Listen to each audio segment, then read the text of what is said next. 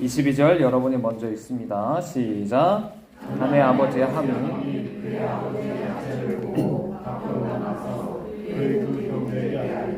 이에 이르되 가나안은 저주를 받아 그 형제 종들의 종이 되기를 원하노라 하고.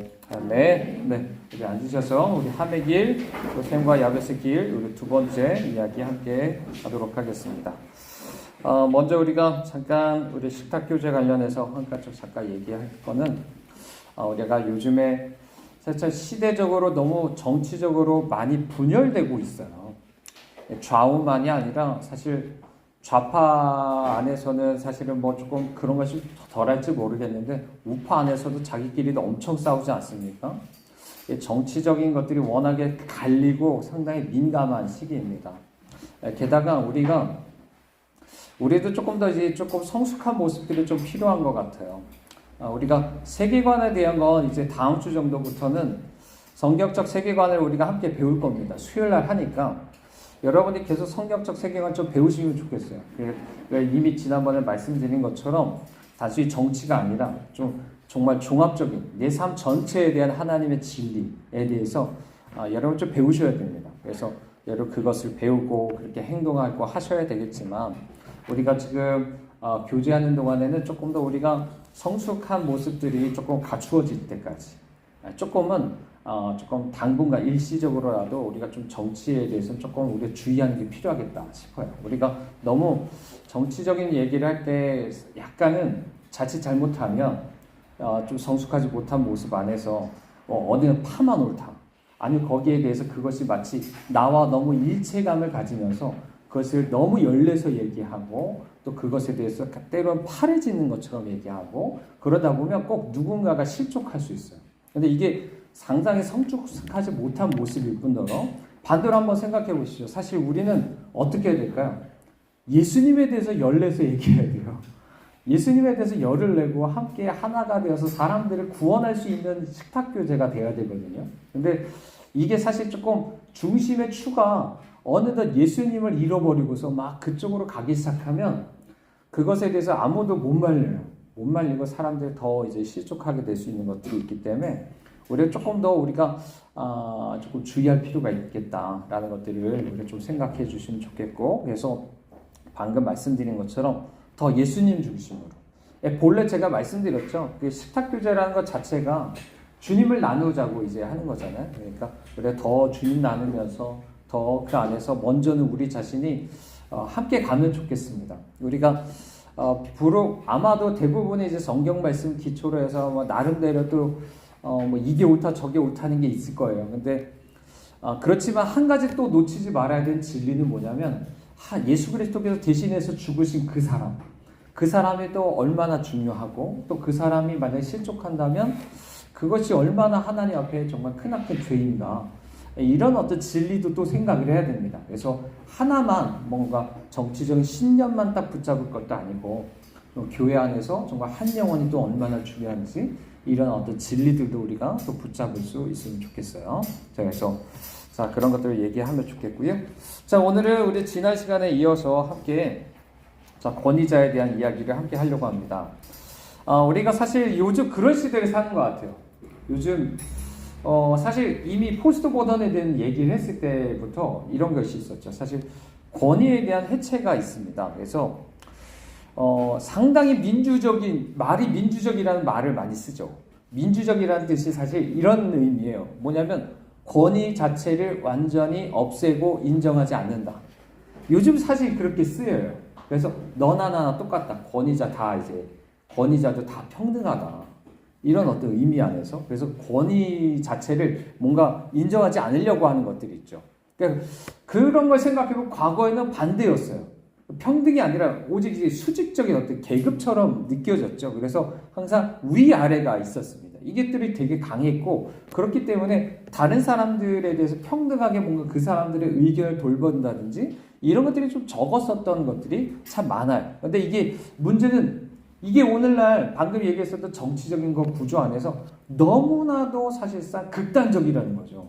극단적으로 어떤 사람은 너무 평등 얘기, 권위에 대해서 아예 무시하고, 어떤 사람은 뭐 평등으로 해서 권위는 얘기하는데 어떤 사람은 사실 막상 다른 사람의 의견을 듣지도 않고, 이 두 가지 사실상 이게 어쩌면 세대 갈등에서 어떻게 보면 가장 핵심적인 이유일 수도 있어요. 근데 사실 성경은 둘 다를 말합니다. 그죠? 성경은 어떻게 말하죠? 모든 사람이 하나님의 형상이다. 하나의 형상이고 똑같이 우리 형제다라는 것을 기본으로 합니다. 그죠? 다 그런데 그 안에서 하나님께서 높이시고 하나님께서 권위를 주시는 게 있어요.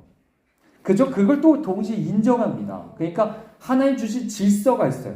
그래서 하나님 분명 주신 질서, 예를 들어 이제 가정 안에서도 이미 얘기 드렸었죠. 가정 안에서도 하나님께서 남편, 아버지를 가장으로 두시고, 교회 안에서도 목사님을 어떤 권위로 두시는 부분이 있습니다. 또 어떤 경우는 국가에서도 이제 로마서 13장에 보면 거기서 얘기한 건 주로 이제 국가의 안에 하나님 주신 어떤 왕이라든지 어떤 권력자들에 대한 이야기를 이제 하고 있죠. 그래서 이런 것들을 우리가 조금 주의 깊게 생각하시면 좋겠습니다. 우리 자체가 좀 세상적인 어떤 그런 생각들보다 성경으로 돌아가서, 그렇죠? 분명히 권위자이지만 우리는 함께 형제예요. 하지만 형제이면서 또 동시에 권위자예요.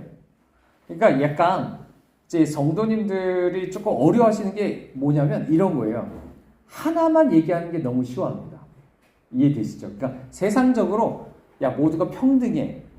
평등에만 말하든지 모두가 권위적이기만 하든지 둘 중에 하나만 하면 모두가 쉬워요. 근데 성경은 그렇지 않거든요. 둘 다를 말해서 사실 어려울 수 있어요. 그래서 여러분이 이걸 조금 초점을 잘 맞추시면 좋겠는데, 오늘날은 사실상 이제 포스트 모던적인 거 안에서 권위 자체를 인정하지 않습니다. 그러다 보니까 많이 나타나는 것 중에 하나가 권위에 대한 불신, 또 권위에 대한 엄청난 비판, 이런 것들이 엄청나게 많아요. 이미 우리 지난 시간에 이야기했었죠. 노아가 지금 어떻게 됐었죠? 벌거벗었다라고 이야기했었습니다. 벌거벗은 것 자체는 사실 누구나가 있을 수 있어요. 그렇지 않습니까? 어제 지난주에 얘기한 거는 모든 사람이 벌거벗을 수 있다는 걸 얘기한 거예요. 모든 사람의 노아의 후손으로서 우리 모두가 벌거벗을 수 있다. 근데 마치 우리의 눈에는 뭐가 보여요? 권위자만 벌거벗은 것만 보이는 게 문제인 거예요.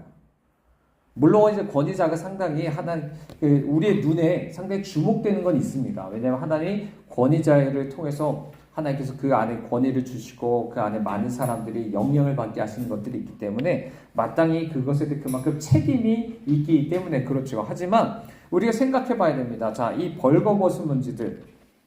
자, 쉽게 말하면 이런 것들이 있어요. 여러분이 겪은 벌거벗은 어떤 것이 있으세요? 이런 게 있습니다. 예를 들어 목사님하고 한 몇 년, 아니면 10몇 년, 심지어 어떤 분은 20, 30년 동안 어떤 목사님이랑 같이 보냈어요. 그럼 목사님 많이 알겠죠? 목사님 많이 알다 보면 별의별 게 다 보입니다. 보이기 시작해요. 그러니까 마치 덮개를 벗어서 하체를 보는 것처럼 뭔가 보이기 시작해요. 목사님 이런 건 좀 연약하네.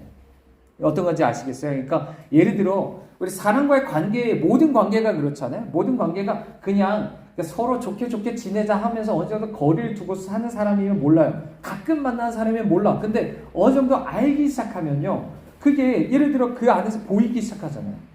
결혼해도 그렇잖아요. 결혼해도 연인 때하고 다르게 뭔가 결혼하면 보이는 것들이 있잖아요. 목사님도 그런 것들이 보일 때가 있어요. 특히나 어떨 때 많이 보이냐면 이제 그냥 가끔 이제 교회 약간 바깥에 조금 이제 바깥에 계실 때는 그런 게 잘 안 보이는데 목사님하고 뭔가 많이 가까워져서 뭔가 일을 할 때, 그렇죠? 뭔가 이게 교회 중심으로 많이 들어오면서 일을 하고, 그래서 목사님과 뭔가 일을 하고 하다 보면 그런 것들이 특히나 잘 보입니다. 그냥 전통적인 교회 안에서 주로 예를 드는 것 중에 하나가 쉽게 말하면 이런 거예요. 직분 맡고, 특히나 재정 같은 거 맡으면 목사님 돈이 이렇게 쓰는구만, 뭐 이런 것들이 보이기 시작하죠. 근데 문제는 뭐냐면 이런 것들이 하나의 말 그대로 시험거리가 됩니다. 이 안에 여러 가지 것들이 있어요. 가장 기본적인 게 뭐가 있을까? 인간적으로 그냥 나와 다른 것도 심지어 벌거벗은 것처럼 보일 때가 있어요.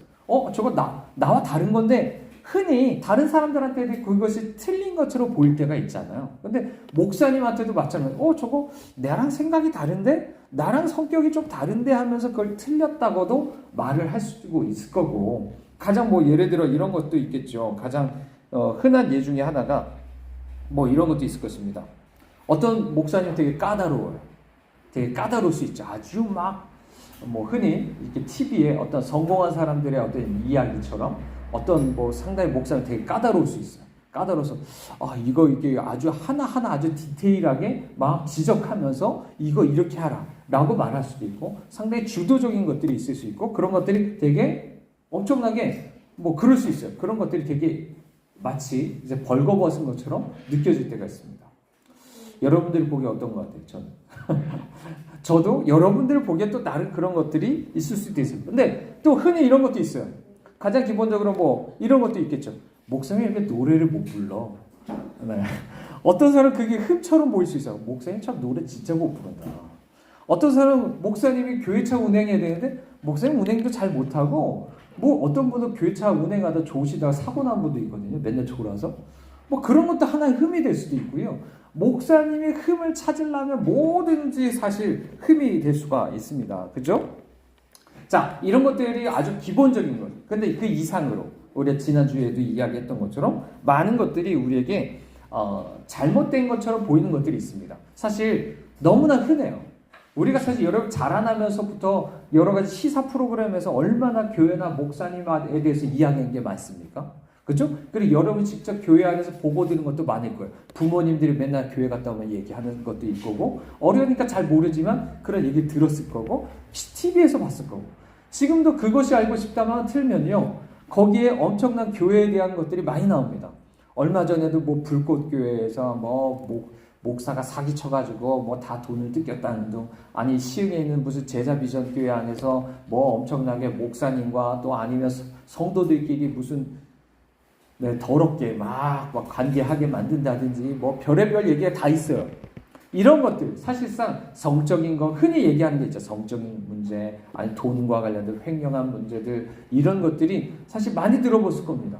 여러분이 최근에도 그런 얘기를 많이 들어봤을 거예요. 여러분 지금까지 다닌 교회 안에서도 항상 민감한 게 그런 거죠. 목사님이 막 자기 마음대로 그렇게 했다. 이런 것들도 문제가 될 수 있을 겁니다. 자, 어떤 것들이 또 그런 것들이 있을 거예요. 물론 가장 심각한 것 중에 하나는 물론 이런 것도 있을 거예요. 어떤 거냐면 우리가 지금까지 얘기한 것처럼 우리가 사실 잘못된 가르침 자체는 너무나 이제 중요합니다. 우리 마태복음 24장에서 얘기하는 것처럼 사실 목사님들이 모르고 그럴 수도 있겠지만 사실 잘못된 걸 가르칠 수 있어요. 복음이 아니라 뭔가 세상적인 어떤 메시지를 혼합해서 전할 수도 있고, 아니면 세계관적으로 봤을 때 잘못된 세계관을 전할 수도 있어요. 이런 것들에 대해서도 우리가 얘기를 많이 할 수도 있습니다. 근데 이때 우리가 어떻게 해야 되냐는 거죠. 여러분이 어떻게 해왔어요? 이런 것을 어떻게 반응하냐는 문제입니다. 지난번에 이미 얘기해 드렸던 것처럼 이거는 하나의 시험이에요. 어떤 시험일까요? 이미 지난번에 가인과 아벨의 길이 있었던 것처럼 똑같아요. 노아 이후에도 뱀의 자손과 여자의 후손으로 지금 갈리고 있는 게 바로 함과 야벳과 셈의 길 안에서 다시 한번 그게 반복되고 있는 거예요. 그래서 이 부분은 너무나 중요한 겁니다. 너무나 중요해요. 여러분이 어떻게 이 부분에 대해서 내가 어떻게 반응하냐. 이게 너무나 중요한 거예요. 우리가 나중에 보시겠지만요. 뭐 예를 들어 권위자가 잘못했을 때 권위자가 잘못한 게 꼭 여러분에게 손해가 되는 게 아니에요. 이상하죠. 왜냐하면 보세요. 여기 나중에 셈과 야벳을 보십시오. 셈과 야벳은 어떻게 했죠? 그때 시험 드는 게 아니라 그럴 때 오히려 하나님의 축복을 받아요. 축복을 받아요. 벌거벗은 걸 자기가 알긴 알았죠. 알긴 알았지만 보지 않고 그것을 덮어줬고 그것에 대해서 오히려 축복을 받습니다. 근데 많은 사람들의 문제는 뭐예요? 그걸 보고서 이 함과 같이 알려가지고 저주받는 길로 스스로 가는 게 문제인 거예요. 그러니까 사실 우리가 계속 방금 얘기한 것처럼 우리 안에는요, 기본적으로 권위자에 대한 불신이 있어요. 지금 이미 우리가 살고 있는 시대 자체가 그래요. 그죠? 예를 들어 학교 가면 선생님들에 대한 어떤 불신 많죠. 그죠? 이미 가정에서도 마찬가지예요. 가정에서도 이미 옛날하고 다릅니다. 그렇죠? 옛날에 이미 권위적인 어떤 부모님들도 많이 계시진 않겠죠. 젊은 분들 중에는. 그렇지만 반대로 생각해보면 그렇게 권위 자체에 대해서 그렇게 사람들이 신경 쓴 사람들이 없습니다. 정말 교회도 마찬가지예요. 교회도 엄청나게 그 불신들이 조장되는 것들이 있어요. 그러다 보니까 목사님들에 대해서 워낙 이미 색안경을 끼죠. 불신이 많고 불신이 있고 그에 대해서 이미 엄청나게 공격하는 듯한 이런 것들이 있다는 것을 우리가 다시 한번 보게 됩니다. 세상이 하듯이 똑같이 우리가 하고 있는 거죠. 자, 여기서 벌거벗었다는 의미는 우리가 지난번에 얘기했었습니다. 벌거벗었다는 건 뭐죠?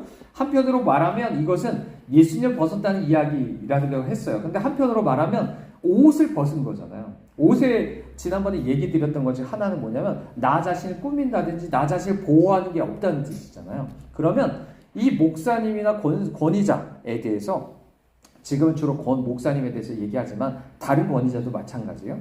그 사람이 어떤 잘못에 대해서 드러났을 때 그것은 뭘 의미하냐면 말 그대로 그 사람은 이제 무방비 상태라는 뜻인 거예요. 무방비 상태인데 어떤 사람들이 그것에 대해서 어떻게 한다는 겁니까? 그것을 사람들한테 알려서 그 사람들에 대해 권위자에 대해서 엄청나게 그 포화 공격을 쏟아내는 거예요. 이거는 결코 하나님의 성품하고 맞지 않는 겁니다.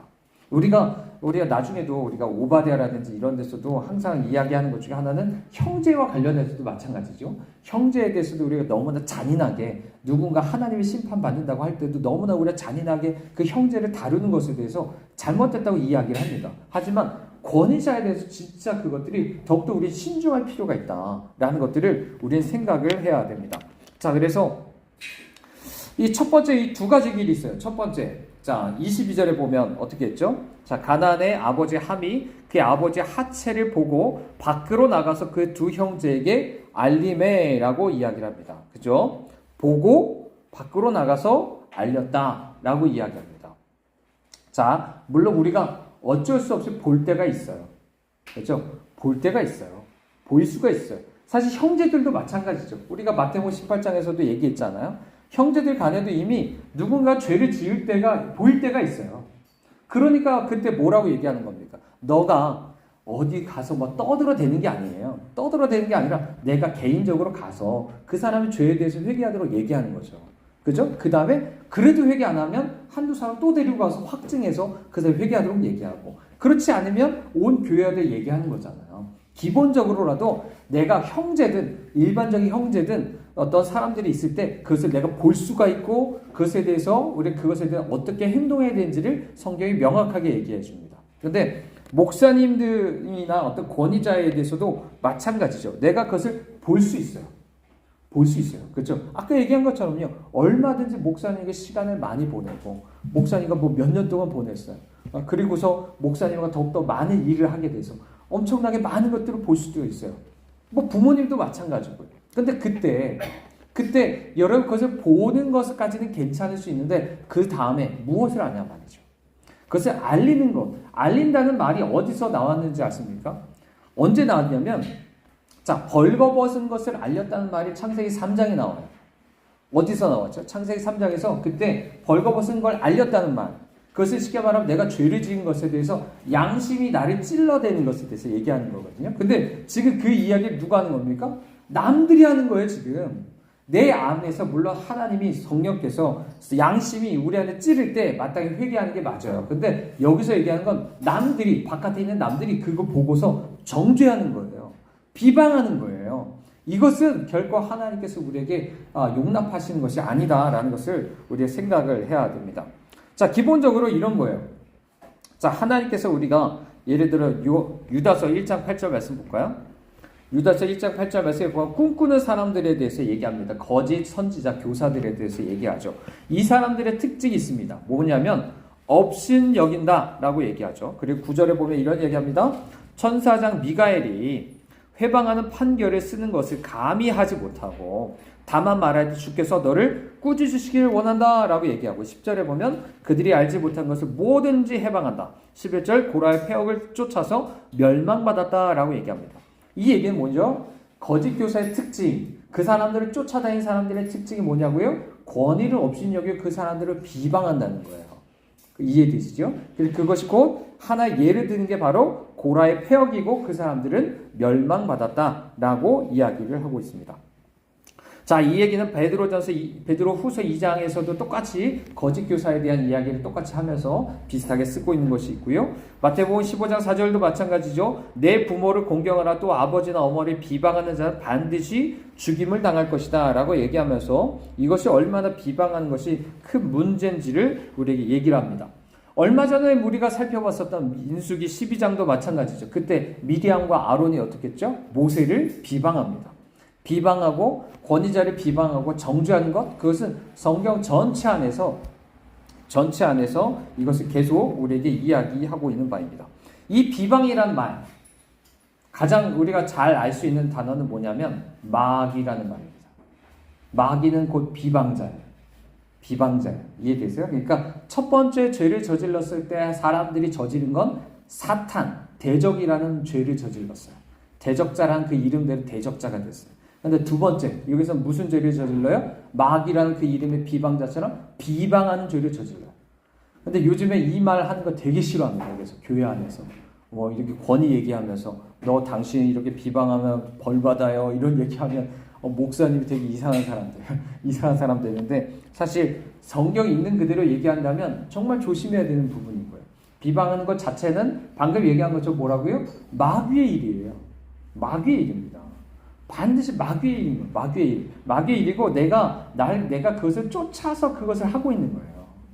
그러면 우리는 정말 이것을 정말 다시 한번 생각해 봐야 됩니다. 자, 우리가 이미 얘기했었죠. 하나님의 길이 있었어요. 자, 하나님이 이제 아벨과 가인에게 예수님이 복음을 주셨죠. 복음에 대해서 이 사람들이 반응하는 게 달랐던 거예요. 가인은 뭐였죠? 난 예수님 안 믿을래. 나의 행함으로 난 하나님 앞에 나갈래 했던 겁니다. 그죠? 자, 그러면 이번에 두 번째 이제 함과 야벳과 셈에 대한 길의 차이점이 뭐냐면, 계속적으로 하나님이 우리에게 복음을 주신 거에 합당하게 다른 사람들에 대해서 내가 똑같이 용서하느냐 아니면 정죄하고 사냐의 문제야. 이해되시죠? 예수님의 복음이 뭐죠? 예수님 날 용서했다는 거예요. 은혜로서 용서해 주셨다는 겁니다. 거기에 합당하게 내가 다른 사람들, 특히나 권위자가 그런 잘못을 했을 때 내가 그걸 비방하고 사람들에게 알리고 그걸 정죄하고서 살아가는 그 길을 살 것이냐, 아니면 주님이 날 용서하신 것처럼 똑같이 용서할 것이냐 라는 이야기를 하고 있는 겁니다. 물론 제가 얘기하는 건 오해하시면 안 되는 것 중에 하나는 이런 거예요. 약간 흔히 덥자라고 하는 말이 잘못 생각하면 이렇게 생각해요. 어떤 사람은 덥자라고 하면 아무 일 없다는지, 아무 그 사람이 회개하지도 않고 하는데도 아무 일 없었다는 것이 지나가자는 게 덥자라는 의미로 쓰일 때가 있어요. 물론 그렇게 성경이 말하는 게 아닙니다. 이해되시죠? 그러니까 성경 안에서 덥다라는 말 자체는 사실 많이 나와요. 그래서 우리가 알다시피 사랑은 어떻다고 했죠? 네, 사랑은 허다한 죄를 덮는다. 데살로니가서 4장 8절에 나오죠. 그리고 나서 자, 야고보서 5장 20절도 똑같습니다. 죄인을 미혹된 길에서 돌아서게 하는 자는 허다한 죄를 덮는다 라고 얘기하죠. 여기서 죄를 덮는다는 의미는 쉽게 말하면 용서한다는 의미입니다. 용서하고 회복한다는 의미입니다. 이해되시죠? 자, 우리가 기본적으로 이런 걸 깔고 있는 겁니다. 모든 사람이 마찬가지예요. 권위자도 마찬가지지만, 권위자도 모든 사람도 똑같아요. 하나님께서 우리가 어떤 죄를 저질렀을 때 하나님은 어떤 분이시죠? 하나님 본래 우리 가운데 심판하실 수밖에 없어요. 죄가 있다면. 당신의 공의로 우리가 심판받을 수밖에 없어요. 그죠? 자, 그래서 우리가 예를 들어 민수기 5장에서도 우리가 함께 이 얘기를 했었습니다. 그렇게 해서 부정한 사람들은 다 진 밖으로 쫓아낼 수밖에 없었죠. 그죠? 하나의 거룩하신 주님의 의에 따르면 나는 심판받아야 되고 나는 여기서 쫓겨나야 되는 거야. 근데 주님이 거기서 끝내는 게 아니죠. 주님 어떻게 하셨죠? 주님 우리에게 사랑하시고 주님 우리에게 은혜를 베푸시는 거예요. 그죠? 그렇기 때문에 우리에게 예수 그리스도를 믿는 자는 다시 한번 정결케 되어서 집 안으로 들어오게 하셨고, 또 예수 그리스도를 믿는 자는 어떻게 되는 겁니까? 내가 심판받는 게 아니라 예수 대신 나를 위해서 죽으셨기 때문에 주님 나를 위해서 그 모든 죄를 사하시고 의롭다 하심 안에서 주 앞에 나오게 하시잖아요. 그죠? 이걸 우리 뭐라고 말하는 겁니까? 복음이라고 말하는 거예요. 그죠? 근데 문제는 이런 겁니다. 문제는 복음은 분명히 하나님 앞에서 우리의 두 가지 성품이 다 있다는 걸 여러분 기억하셔야 돼요. 우리가 너무나 잘못되게 내 자신이 내 자신이 스스로 하나님에 대해 생각하는 것들이 많다고 우리가 새벽에 많이 말씀드렸어요. 그래서 사실 구약의 하나님, 진노의 하나님, 심판의 하나님 다 없애버리려고 하는 게 있고, 신약의 하나님, 사랑의 하나님, 구원의 하나님이어서 얘기하지만 정작 그것은 내가 꾸며낸, 내가 생각하는 사랑의 하나님이지 진짜 성경이 말하는 사랑의 하나님이 아닌 경우가 있다고 했죠. 그래서 일단 두 가지를 잘 기억하셔야 돼요. 근데 이 두 가지가 있지만 하나님은 어떻게 하신다고요? 분명히 공의로서 날 심판해야 되지만 심판을 주님 안 하시죠. 왜요? 예수님 대신 당하셨고 대신 우리를 구원하십니다. 그죠? 이게 복음이라고요. 그러면 주님이 우리에게 요구하시는 게 뭐예요? 주님이 내게 요구하는 건 너도 복음의 길을 가라는 거예요. 넌 복음을 네가 경험했는데 너는 왜 권위자에 대해서 복음의 길을 안 가려고 하니? 이런 의미를 우리에게 들려주고 있는 거예요. 그래서 우리가 사실상 너무나 이중적일 때가 많습니다. 나는 복음을 좋아해. 주님만 믿으면 다 용서해 준다는데 얼마나 감사해요. 근데 남한테는, 특히나 권위자에 대해서는 그게 용납이 안 돼요. 용납이 안 돼요. 어떻게 권위자가 저래? 어떻게 권위자가 저래? 하면서 나는 은혜와 용서를 받는 걸 좋아하면서 상대방한테는 공의로 심판을 하려고 해요. 근데 이것도 생각해 보십시오. 이미 하나님의 길에서 벗어난 것일 뿐 아니라 이게 얼마나 교만한 건지 생각해 보십시오. 권위자를 세운 건 누구라고 얘기하죠? 로마서 13장에서 얘기한 것은 세운 분은 주님이세요. 패하는 것도 주님이세요. 이게 사실상 기본적으로 하나님의 주권에 대해서 인정하는 사람들이라면 그런 생각 안 하는데 하나님의 주권에 대한 생각이 없고 인본주의적인 생각이 빠져가지고 뭐라고 생각해? 목회자는 내가 세우는 거야. 패하는 것도 내가 하는 거야. 그래서 잘못하면 내가 심판하고 내가 끌어내야 돼 라고 생각한다면 그거는 내가 하나님 자리에 올라가는 거예요. 그죠? 기본적으로 그런 생각을 하는 거예요. 기본적으로. 우리가 함께 다윗에 대한 이야기도 많이 했죠. 다윗이 사울이 잘못했을 때 어떻게 했죠? 하나님이 기름 부으신 자이기 때문에 내가 죽이지 않습니다. 그렇기 때문에 다윗이 하나님의 마음에 합한 사람이라고 불리는 것 중에 하나가 그런 거예요. 권위에 대해 하나님 세우신 것에 대해서 얼마든지 그것을 마땅하게 존중하기 때문에 하나님께서 그것을 상당히 귀하게 여기셨다라고 이야기하는 거죠. 물론 우리는 모두가 권위자나 모두 다른 형제도 마찬가지예요. 어떤 거냐면 물론 회개하지도 않고 믿지도 않는 사람들을 용서하라는 얘기는 아닙니다. 분명히 그 사람 분명히 회개하고 하나님 앞에 예수 그리스도를 믿는 마음속에 진정으로 돌이켜야 돼요. 그냥 쇼해서는 안 돼요. 그죠? 사람들 앞에서 쇼만 해가지고 막 어떻게든 내가 이 자리를 지키려고. 물론 그래서 안 되죠. 진정성 있게 진정하고 회개하고 믿는 사람이 되어야 됩니다. 하지만 회개하고 믿는 사람한테까지도 이미 회개하고 믿었어요. 근데도 그 사람한테도 너무나 심각하게 고린도후서 2장 7절에 보면 이런 얘기하죠. 그래서 너무 많은 근심에 사로잡힐까 두렵다라고 얘기하면서 이미 회개한 사람에 대해서 너무나 그 사람들을 계속적으로 정죄하고 막 이렇게 몰아가지 못하게 해요.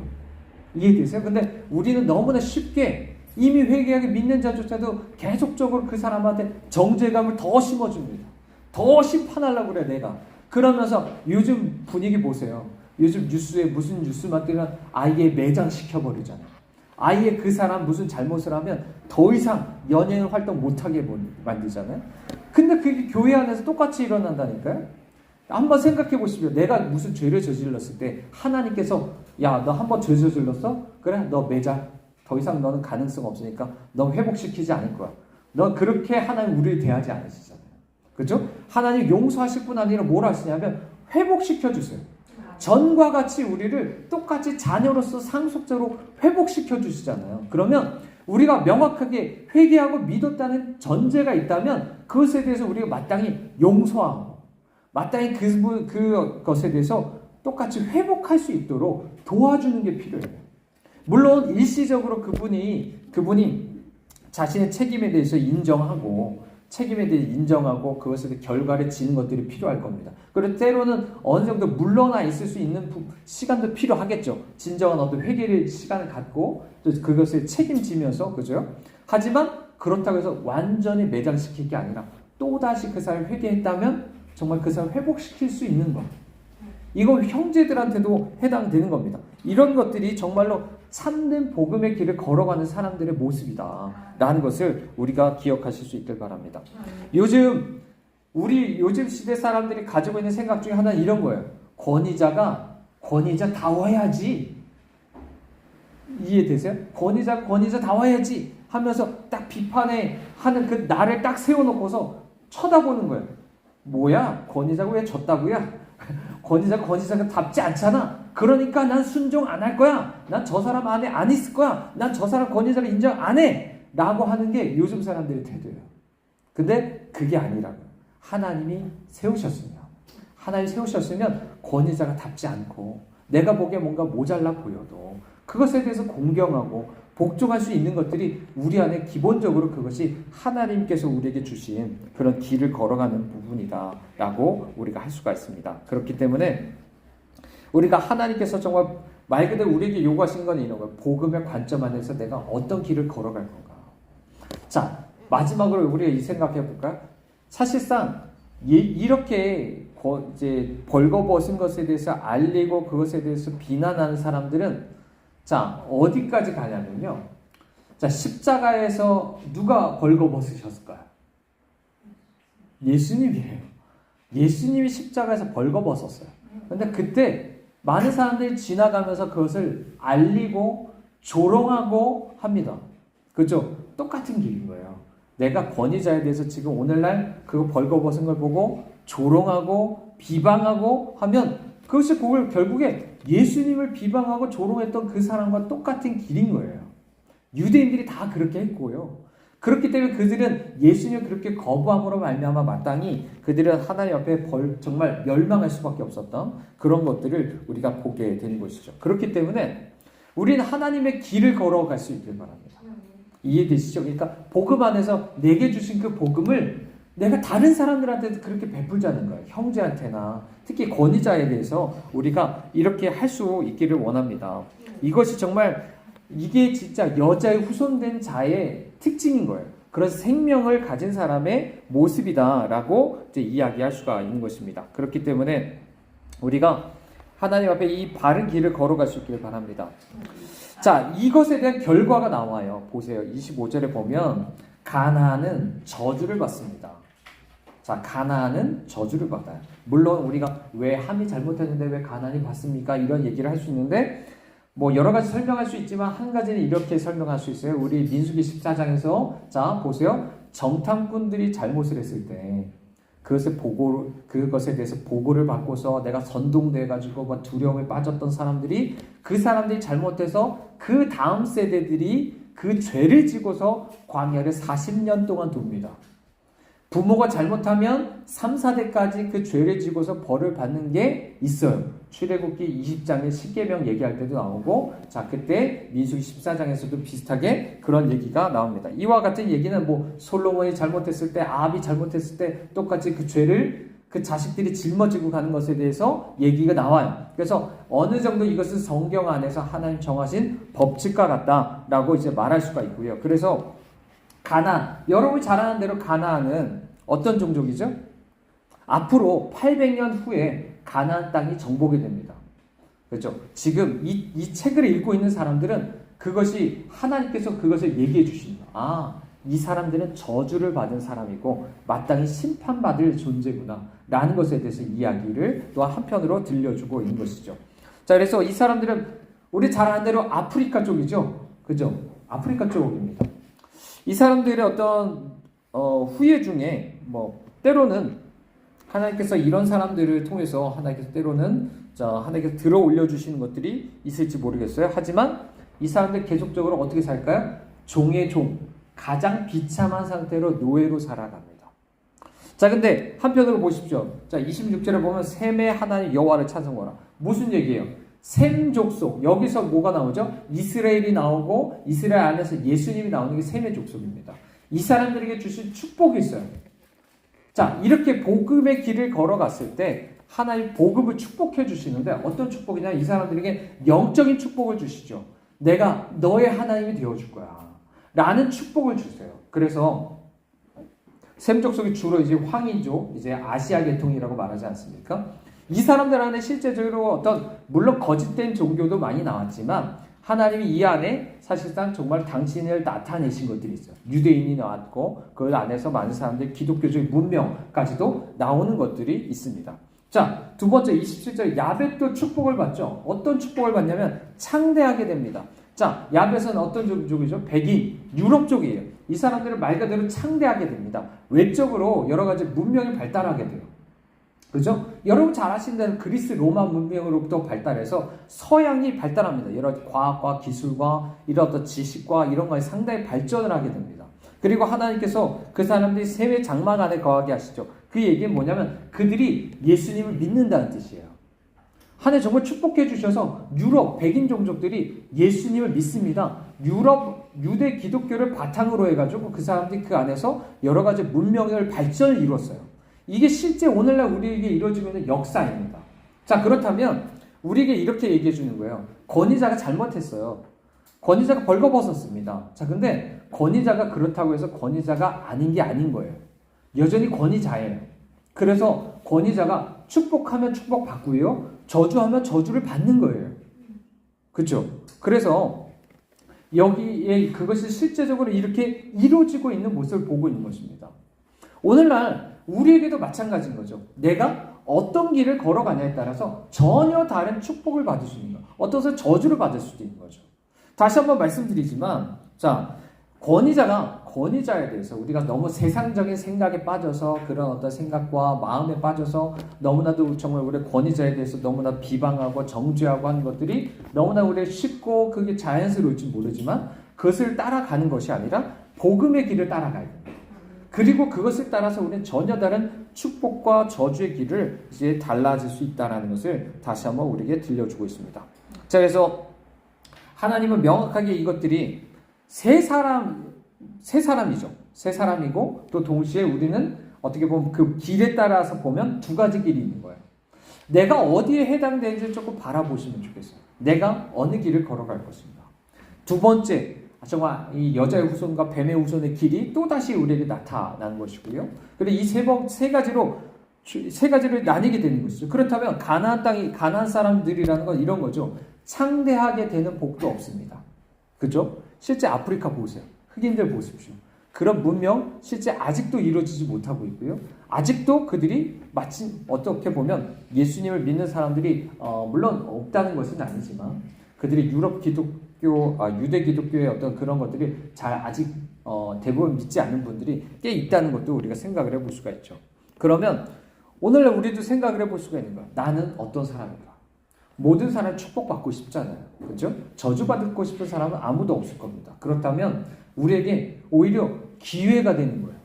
권위자가 어떤 벌거벗은 것을 내가 봤을 때 그것은 오히려 기회예요.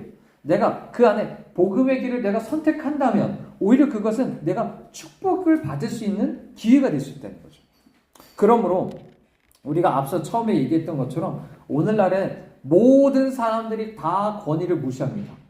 권위를 무시하고 비방하고 정죄하는 게 쉬워요. 하지만 그 길을 따라가는 게 아니라 정말 오늘 말씀처럼 다시 한번 권위자에 대해서 어떤 흠이 드러났을지라도 그것을 그렇게 하는 것이 아니라 용서하고 회복할 수 있는 그 길. 그런 것들이 있을 때 우리에게 얼마나 이것들이 축복이 될지를 다시 한번 주님 말씀하십니다. 자, 우리 함께 기도하겠습니다. 오늘 말씀 우리 기억하면서 기도할 텐데요. 하나님, 우리 안에 권위자에 대한 것들이 정말 우리는 권위자를 벗어날 수가 없습니다. 그렇죠? 어디 가든 권위자가 있어요. 그리고 그것이 항상 우리의 늘 시험거리가 되는 것 중에 하나가 정말 바로 그런 것입니다. 근데 그럴 때마다 하나님 우리가 정말 그 안에서 주님의 길을 걸어가게 해주십시오. 주님이 나한테 대했던 거 그거 나만 누리는 게 아니라 좀 나 자신 자체를 좀 변화시켜서 나도 그 길을 걸어가야 될 줄 믿습니다. 하나님, 함과 같은 길 걷지 않게 하여 주시옵소서. 많은 사람들이 가인처럼 내 행위를 내세우고 또 다른 사람들에 대해서 그렇게 정죄하고 살아요. 하지만 이제는 그게 아니라 오직 예수의 은혜 붙잡고 정말 다른 사람들에게도 그렇게 용서할 수 있는 사람, 하나님 그런 사람 되게 하시옵소서. 우리 함께 기도하기 원합니다. 하나님, 이 시간 기도합니다.